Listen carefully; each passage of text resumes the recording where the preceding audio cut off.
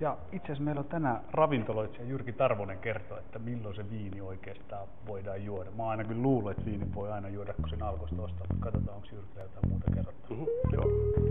No niin, terve Kaima. Terve Kaima. Tervetuloa. Kiitos. Terve. No niin, kumon mun päite heti saman tien, jos se ei pidä paikkansa. Eli viinin, jos ostaa alkosta, niin eikö se voi juoda mukaan saman tien vai pitääkö sitä jotain säilöä kenties tai... No yleensä sitä pitää ottaa korkki ainakin pois. Aina se helpottaa kyllä huomattavasti. Se helpottaa viinin nauttimista huomattavasti. Mutta oot ihan oikeasti, siis, niin suuri osa viineistä on ihan valmiita heti juotavaksi. Okei, mikä tekee sitten poikkeuksen? Sitten on semmoisia viinejä, mitkä niin oikeastaan tehdäänkin sillä tavalla, että ne on tarkoitettu niin kuin vielä, että ne vanhennettaisiin pulloissa.